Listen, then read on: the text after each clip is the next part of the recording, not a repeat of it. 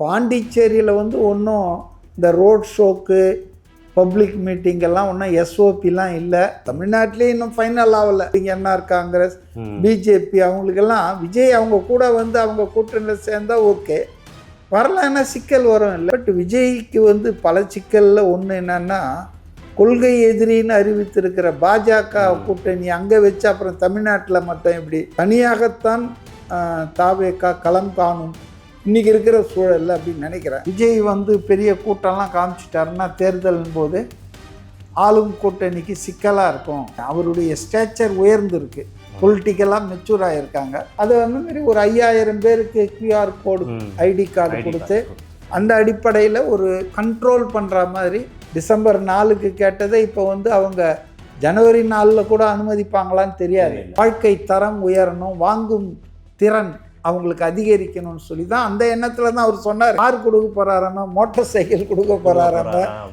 வீடு கொடுக்க போகிறாராமலாம் பேச ஆரம்பிச்சிட்டாங்க. விஜய் என்ன பேச போகிறாருன்றது வந்து ஒட்டுமொத்த தமிழ்நாடு பூரா கவனிப்பாங்க. அது அந்த தொகுதிக்கானது மட்டும் இல்லை, எவ்வளோ பேர் பார்க்குறாங்கன்றது தானே. இப்போ அதில் விஜய் அடிச்சுக்கிறதுக்கு ஆள் இல்லையே.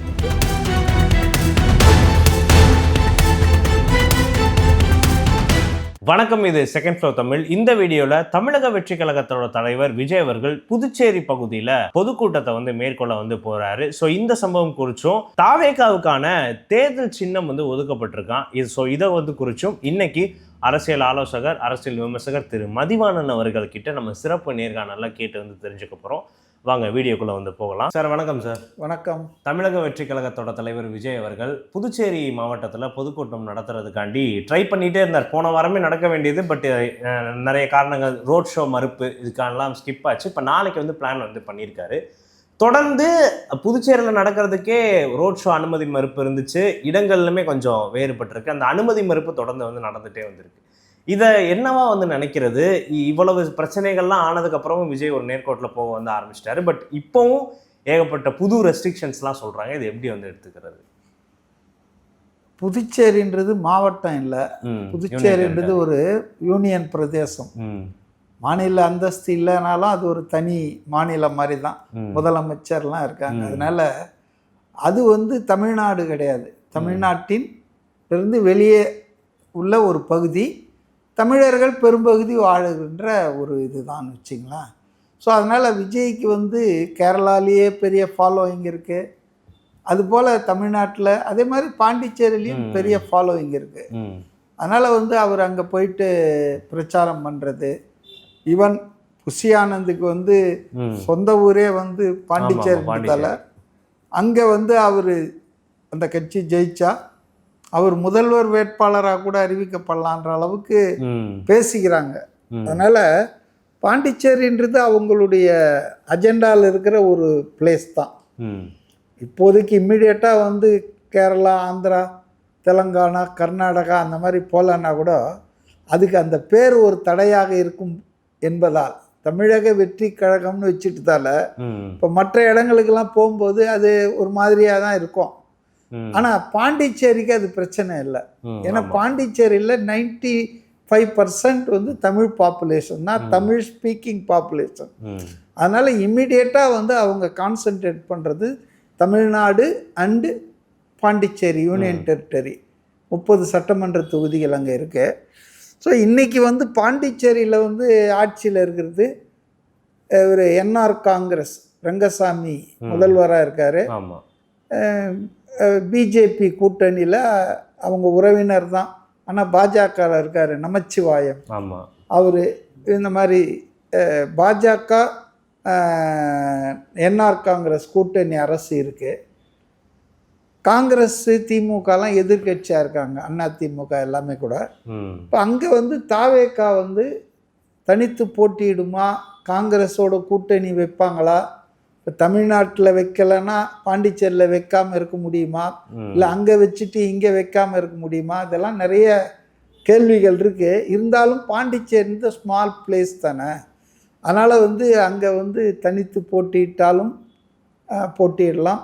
அப்படி இல்லைன்னு சொன்னால் அவங்கள ஆதரிக்கிற காங்கிரஸ் அங்கே வந்து அவங்க தலைமையை ஏற்று போடுவாங்களான்னு எனக்கு சந்தேகம்தான். ஏன்னா ஏற்கனவே நாராயணசாமி தான் அங்கே முதலமைச்சராக இருந்தார். இவரும் ரங்கசாமியும் காங்கிரஸில் தான் முதலமைச்சராக இருந்தார். அதுக்கப்புறம் அவருக்கு மறுக்கப்பட்டது முதலமைச்சர் பதவின்றதால உடைச்சிக்கிட்டு அவர் என்ஆர் காங்கிரஸ்ன்னு பேர் வச்சுக்கிட்டாரு. ஸோ அதனால் காங்கிரஸ் வந்து வலுவாக இருக்கிற தலங்களில் ஒன்று பாண்டிச்சேரி, புதுச்சேரி. அப்போ அங்கே வந்து விஜயுடைய தலைமையை ஏற்று முதலமைச்சர் அப்படின்னு சொல்லிக்கிய அந்த கட்சியில் ஒத்துவாங்களான்னு தெரியாது. அதனால் எனக்கு என்னவோ ஆஸ் ஆஃப் நவ் விஜய் தாவேக்கா வந்து தனித்து தான் போட்டியிடக்கூடிய சூழல் இருக்கிறது. அதனால் அங்கே வந்து விசிகா இருக்குது, ஓரளவுக்கு பாமக இருக்குது, இவங்கெல்லாம் இருக்காங்க. இருந்தாலும் கூட இந்த கூட்டணி தமிழ்நாட்டில் இருக்கிற கூட்டணி வந்து புதுச்சேரியில் கிடையாது. திமுக கூட்டணி மாதிரி அங்கே வந்து அப்படி இல்லை. அதனால் வந்து ஃப்ரீ ஃபார் ஆல் தான் நான் நினைக்கிறேன். அவங்க ட்ரை பண்ணுறாங்க பாண்டிச்சேரியில் வந்து ஆட்சியை பிடிக்கலாம் அப்படின்னு. அப்படி இருக்கும்போது இதில் என்ன நெருடல்னா, ரங்கசாமியும் புசி ஆனந்தும் ரொம்ப நண்பர்கள். அது மட்டும் இல்லாமல் நம்ம விஜய் கட்சிலாம் துவக்கின பிறகு கூட ரங்கசாமி வந்து பெரிய தலைவர்கள்லாம் டைரக்டாக விஷ் பண்ணது. ஆமாம். அப்படி இருக்கும்போது ஆனால் அவர் வந்து இன்னைக்கு சூழ்நிலை கைதியாக இருக்கார். பாஜகவுடைய தயவு இல்லைன்னா அவர் ஆட்சி போயிடும், அவருக்கு முதல்வர் பதவி போயிடும். ஸோ அந்த கூட்டணியை வந்து அவர் வந்து இப்போதைக்கு உடைத்து கொள்ளவோ முறித்து கொள்ளவோ மனம் இல்லாமல் எங்கள் கூட நீங்கள் வாங்கன்னு சொல்லி கூப்பிட்டதாக கூட ஒரு கேள்வி விஜயை. ஓகே, அதாவது நம்ம 3 பேர் சேர்ந்துக்கலாம் அப்படின்ற மாதிரி. பட் விஜய்க்கு வந்து பல சிக்கலில் ஒன்று என்னன்னா, கொள்கை எதிரின்னு அறிவித்திருக்கிற பாஜக கூட்டணி அங்கே வச்சு அப்புறம் தமிழ்நாட்டில் மட்டும் எப்படி பாண்டிச்சேரியில் கொள்கை எதிரி இல்லை, இங்கே கொள்கை எதிரின்னு சொன்னால் அது எடுபடாது, ஜனங்க மத்தியில் அது அவ்வளோ சிறப்பாக இருக்காதுன்றதால அதுக்கு வாய்ப்பு இல்லை. ஆகவே இன்றைக்கி வந்து தனியாகத்தான் தாவேக்கா களம் காணும் இன்றைக்கி இருக்கிற சூழலில் அப்படின்னு நினைக்கிறேன். ஸோ நேச்சுரலி எதிர்கட்சி ஒன்று வலுவாக வருது, பலமாக வருதுன்னு போது ஏற்கனவே இருக்கிற existing political parties including NR Congress, BJP, அவங்களுக்கெல்லாம் விஜய் அவங்க கூட வந்து அவங்க கூட்டணியில் சேர்ந்தால் ஓகே, வரலான்னா சிக்கல் வரும். இல்லை எல்லா இடத்துலையுமே ஆளுங்கட்சிகள் ஒரே மாதிரி தானே சிந்திப்பாங்க. தமிழ்நாட்டில் எப்படி திமுக சிந்திக்கிறதோ விஜய்க்கு அதிகமாக நம்ம வந்து கூட்டம் கூடுவதற்கோ அல்லது சுற்றுப்பயணம் போகிறதுக்கோ அனுமதி கொடுத்தா அது நமக்கு சிக்கலாகிடும்னு பொலிட்டிக்கலாக காவல்துறை வச்சு தமிழ்நாட்டில் எப்படி பண்ணுறாங்களோ அது மாதிரி தான் பாண்டிச்சேரியிலையும் பண்ணுவாங்க. வேறு மாதிரி எப்படி செய்வாங்க? ரூலிங் பார்ட்டிஸ் திங்க் ஆல் ஒரே மாதிரி தானே பார்ப்பாங்க. தமிழ்நாட்டில் என்ன ரூலிங் பார்ட்டி நினைக்குதோ அதே மாதிரி தான் பாண்டிச்சேரியில். அஃப்கோர்ஸ் பார்ட்டிஸ் வேறு, இங்கே திமுக, அங்கே வந்து என்ஆர் காங்கிரஸ், பாஜக. அதனால் வந்துங்க அவங்க வந்து இல்லாத தடங்கள் முட்டுக்கட்டையெல்லாம் போட்டாங்க. இன்ஃபேக்ட் பாண்டிச்சேரியில் வந்து ஒன்றும் இந்த ரோட் ஷோக்கு பப்ளிக் மீட்டிங்கெல்லாம் ஒன்றும் எஸ்ஓபிலாம் இல்லை. எந்த ஹைகோர்ட்டும் அவங்களுக்கு டைரக்ஷன் கொடுத்து அந்த வரையறைகள் அதெல்லாம் ஒன்றும் கிடையாது. இங்கே தமிழ்நாட்டிலே இன்னும் ஃபைனல் ஆகலை, ஜட்ஜ்மெண்ட் ரிசர்வ் பண்ணி வச்சுருக்கு ஹைகோர்ட்டு. கவர்மெண்ட் கொடுத்தது, அப்புறம் தாவேக்கா அதிமுகலாம் சில திருத்தங்கள் கொடுத்துருக்காங்க. அதனால் தமிழ்நாட்டிலே வந்து அது இன்னும் முழுமையாக ஆகாத போது அங்கே வந்து ஏன் இதெல்லாம் இவ்வளோ பண்ணுறாங்கன்னு எனக்கு தெரியல. பட் நார்மலாக இருக்கிற ஒரு ஜெலசி தான், பொலிட்டிக்கல் ஜெலசி.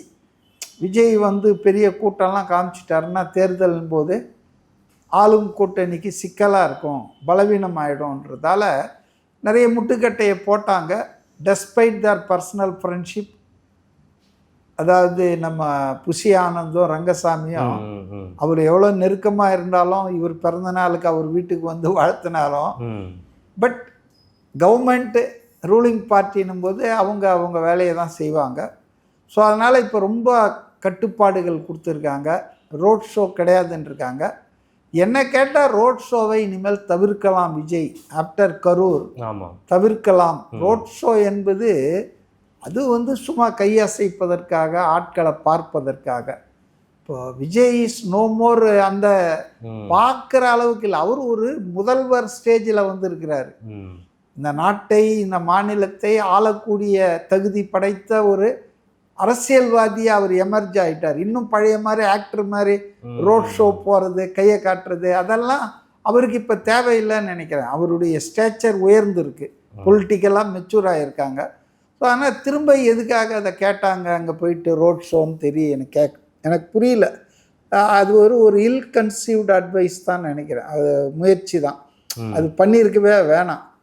ஏன்னா இப்போ வந்து அது தமிழ்நாட்டில் இல்லைன்னா கூடங்க, தமிழ்நாட்டில் நடக்கிற எல்லா விஷயமும் அவங்களுக்கு பாதிப்பு ஏற்படுத்தும் இல்லை. பாண்டிச்சேரி இப்போ கடலூர் மாவட்டத்தை ஒட்டிய பகுதி தானேங்க இது.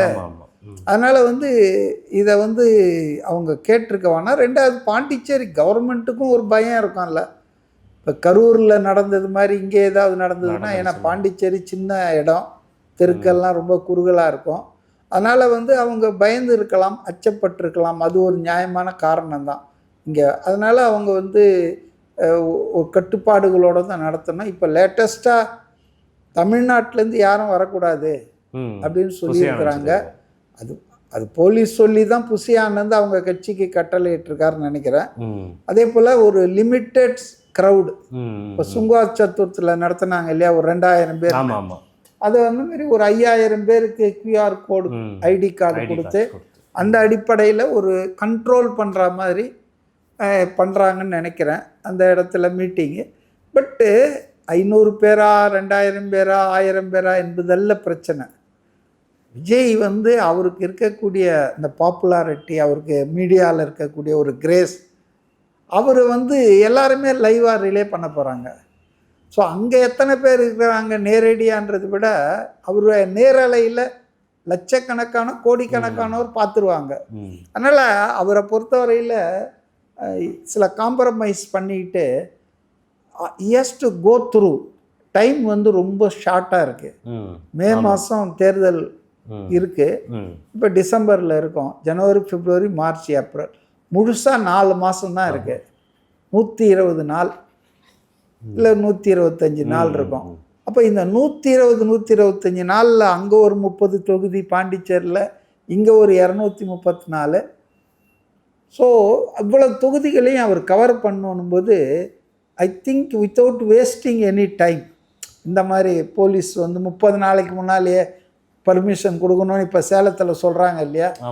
டிசம்பர் 4க்கு கேட்டதை இப்போ வந்து அவங்க ஜனவரி 4 கூட அனுமதிப்பாங்களான்னு தெரியாது. இப்போ பக்கத்தில் ஈரோடில் வந்து இவர் நம்ம செங்கோட்டையன் இப்போ காலையில் நான் பார்த்தேன், அவங்க வந்து ஒரு 75,000 கலந்துக்கிற மாதிரி ஒரு இடத்த பார்த்துருக்காங்க. இப்போ அதுக்கு பார்க்கிங் இல்லைன்னு சொல்லி அந்த இடத்துக்கு கொடுக்க முடியாது அப்படின்னு அஃபிஷியலாக மறுக்கலைன்னா கூட சொல்லிட்டு இருக்காங்க பொழுது, வேறு ஆல்டர்னேட்டிவ் இடம் பாருங்கன்னு இப்போ செங்கோட்டையனும் பார்த்துட்டு இருக்காருன்னு நினைக்கிறேன். ஸோ இந்த மாதிரி டெக்னிக்காலிட்டிஸில் போய் மாட்டிக்கிட்டு டிலே ஆகிறது, போஸ்ட்போன் ஆகிறது அப்படின்ற மாதிரி இல்லாமல் சின்ன இடமா இருந்தாலும் அரங்க கூட்டங்கள், இண்டோர் மீட்டிங்ஸ் போட்டுக்கிட்டு போயிட்டே இருக்கணும். இப்போ சுங்குவார் சத்திரம் மீட்டிங் வாஸ் வெரி சக்ஸஸ்ஃபுல். அது வந்து காஞ்சி மாவட்டத்துக்காக போடப்பட்டாலும் அதில் வந்த விஷயங்கள் அதுக்கப்புறம் வந்து ஒரு 10-20 நாளைக்கு டாக்கிங் பாயிண்டாக இருந்தது. அதை தான் எல்லாரும் பேசிக்கிட்டு இருந்தாங்க. எந்த அளவுக்கு பேச ஆரம்பிச்சிட்டாங்கன்னா, கார் கொடுக்க போகிறாராமா, மோட்டார் சைக்கிள் கொடுக்க போகிறாராமா, வீடு கொடுக்க போகிறாராமான்லாம் பேச ஆரம்பிச்சிட்டாங்க. ஆனால் அவர் சொன்னது வந்து இருக்கணும் எல்லாருக்கும்னு அவர் நான் நினைக்கிறேன். அப்படிப்பட்ட ஒரு நல்ல சூழலை, ஆட்சியை, ஒரு பொருளாதார சுபிட்சத்தை தமிழ்நாட்டுக்கு கொண்டு வரணும். அப்போ மக்களுடைய பர்ச்சேசிங் கெப்பாசிட்டி, அவங்களுடைய எக்கனாமிக் ஸ்டேட்டஸ், வாழ்க்கை தரம் உயரணும், வாங்கும் திறன் அவங்களுக்கு அதிகரிக்கணும்னு சொல்லி தான் அந்த எண்ணத்தில் தான் அவர் சொன்னார். ஆனால் அது பார்த்திங்கன்னா பயங்கரமாக வைரல் ஆகிடுச்சு. அதனால் விஜய் என்ன பேச போகிறாருன்றது வந்து ஒட்டுமொத்த தமிழ்நாடு பூரா கவனிப்பாங்க. அது அந்த தொகுதிக்கானது மட்டும் இல்லை. ஸோ என்னை கேட்டால் அவர் இந்த சான்ஸு, அவருக்கு இருக்கிற அந்த அட்வான்டேஜ், மீடியா அட்வான்டேஜ், மீடியா அவருக்கு வீட்டில் கார்லேருந்து கிளம்பின ஒன்றும் ஃபாலோ பண்ண ஆரம்பிச்சிடுவாங்க.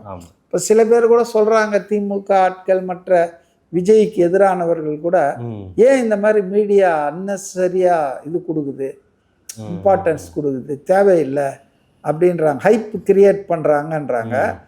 பட் மீடியாவை பொறுத்தவரையிலங்க அவங்க நார்மலாக ஆளுங்கட்சிக்கு பஜனை பாடுறதுக்கு தான் விரும்புவாங்க. ஏன்னா விளம்பரங்கள் அது இதெல்லாம் இருக்குது. ஆனால் டிஆர்பி ரேட்டிங்ன்றது கவர்மெண்ட்டால் ஒன்றும் பண்ண முடியாது. பண்ணவே முடியாது. டிஆர்பி ரேட்டிங்ன்றது வந்து அது உங்கள் நிகழ்ச்சியை மக்கள் எப்படி விரும்பி பார்க்குறாங்க, எவ்வளோ பேர் பார்க்குறாங்கன்றது தானே. இப்போ அதில் விஜய் அடிச்சுக்கிறதுக்கு ஆள் இல்லையே இன்றைக்கி. நீங்கள் ஆட்சி அரசு இருந்தால் கூட ஒரு 2 நிமிஷம் காட்டிட்டு போயிடுவாங்க நியூஸில், லைவ் போட மாட்டாங்க. அது எதிர்கட்சி தலைவராக இருக்கலாம் அல்லது திமுக தலைவராக இருக்கலாம், யாராக இருக்கலாம். பட் விஜயனுடைய அந்த பர்சனாலிட்டி, செலிபிரிட்டி ஸ்டேட்டஸு, அவருக்கு மக்கள்கிட்ட இருக்கக்கூடிய செல்வாக்கு, ஈர்ப்பு, இதெல்லாம் வந்து மீடியா வந்து முதல் எடுக்கணும்னு பார்க்குறாங்க. ஸோ அதனால தான் அவரை சுற்றி போயிட்டே இருக்காங்க. அவர் கல்யாணத்துக்கு போனாலும் சரி, அவர் வேறு காரை எடுத்துகிட்டு அவர் அந்த பட்டினப்பாக்கம் வீட்டுக்கு போனால் அது வீட்டிலிருந்து கிளம்பி விட்டாருன்றாங்க. ஸோ அதனால் அவருக்கு இருக்கிற இந்த அட்வான்டேஜ் ஆஸ் ஆஃப் நவ் எந்த அரசியல்வாதிக்கும் இல்லை. இந்தியா பூரா பிரதமர், முதல்வர் இவங்களுக்கெல்லாம் அஃபிஷியலாக வேறு வழியே இல்லைன்னு கவர் பண்ண வேண்டிய சூழ்நிலை இருக்குதே தவிர, பட்டு தானாக வந்து அவங்க மீடியா வந்து பண்ணுறதுன்றது விஜய்க்கு தான். இப்போ விஜய் வந்து அந்த அட்வான்டேஜை ஃபுல்லாக பயன்படுத்திக்கணும்னு நான் நினைக்கிறேன்.